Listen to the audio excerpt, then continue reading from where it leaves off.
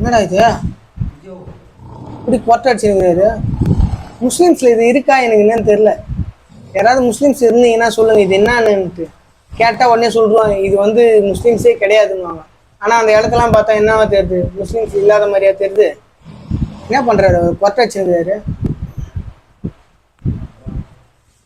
புதுசு புதுசாக கண்டுபிடிக்கிறானுங்க. என்ன இந்து மதத்தில் மட்டும் சாமி ஆடுவீங்களா? நான் கிறிஸ்டின்லேயும் ஆடுவோன்ட்டு கிறிஸ்டின்ல ஆடினாங்க. இப்போ முஸ்லீம்ஸ்லேயும் ஆட ஆரம்பிச்சிட்டாங்க.